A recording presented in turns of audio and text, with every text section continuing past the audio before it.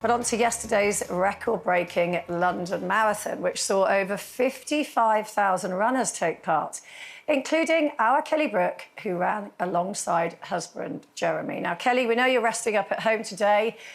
Well done. We are very, very proud of you.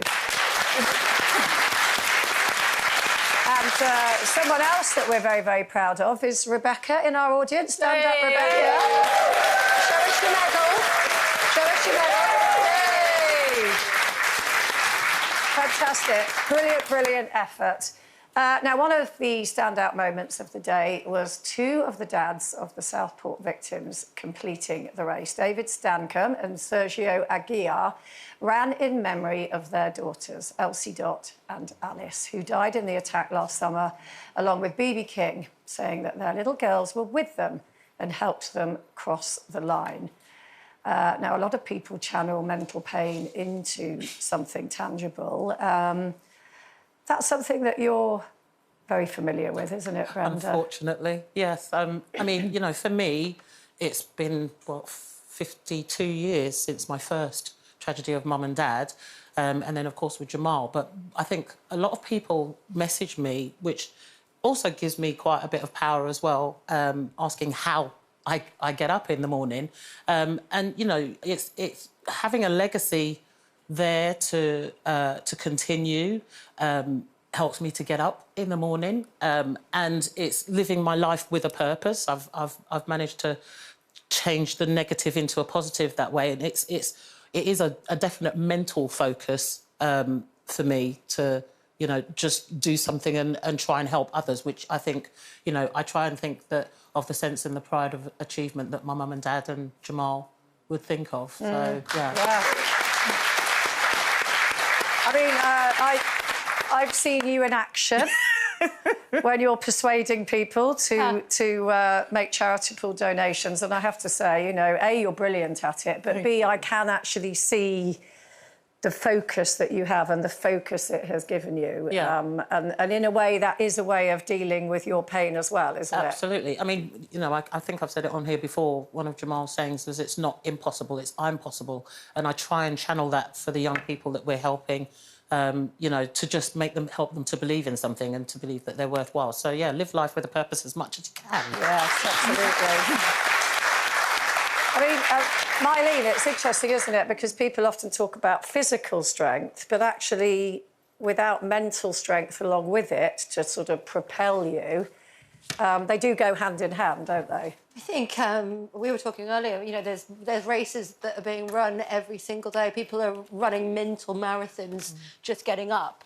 And, you know, something that I really relate to is when I had my 4 miscarriages, I didn't think there was any pain like it. It's a physical pain, it's a mental pain, it's just desperation.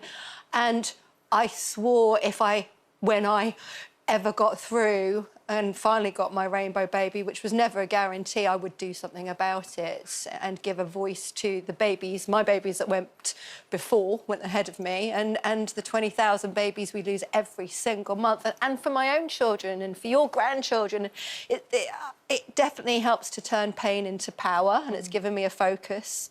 I really relate to everything that you are saying, and I just think that I've thought vulnerability before would be very difficult to deal with, and I realised it's a strength. Yes. To leave yourself so open. People relate to it, and you can gain strength from it, and it certainly made me very determined. Every time I'm marching into Parliament, every time I get a no, every time someone says you can't change this legislation, I make sure I go ahead and do so and leave that legacy and make that change. Because and there's an anger in there as well a bit, isn't there? There's frustration, there's grief, which takes many different faces. Sometimes you're sad, sometimes you're mad, and I use all of it. I just use all of it, and I pour it into this one place where I think, well, do you know what? So many babies, so many women and families don't get a voice, and I'm going to make sure they not only get that voice, but actually we can command change. Yeah. Yes, absolutely. And what about you, Linda? Do you feel that you have a mental strength? I think I do, really, because since I've been in my 60s, I've probably done more than I did for the rest of my life. Like, since I've been 60, I've jumped out of an aeroplane, I've climbed Ben Nevis, I've swum with sharks. So there's quite a lot of things that I've done that I would never have done before that. But just as I've got older, I try not to say no to any new challenge that comes my way. But why is that? I don't know. I just think I want to prove that I'm still around and I've still got a few years left to go and everything. So, yeah, I do like to push myself sometimes. Yeah. So, yeah. Ben Nevis was the hardest thing I ever done. It nearly killed me. They said, have you been practising? Have you been, like, getting ready for it? I go, yeah, but I run up and down the stairs. And then when you get to the mountain, you walk for 4 hours and then you're not even at the mountain, are you? You were like an Amazonian woman. You was up there and back down before I'd even started. No, I didn't do it. Oh, you didn't do it? Kay did it. It wasn't me, it was Kay. Nadia, yeah. No, I've done those big bike rides for Help for Heroes. They're like 350 miles and I was very unfit. Yeah. I'm not particularly physically fit. But a lot of the soldiers, you see a couple of them there, and ex-soldiers that I did it with, they said actually what got you over the finish line was your mental strength.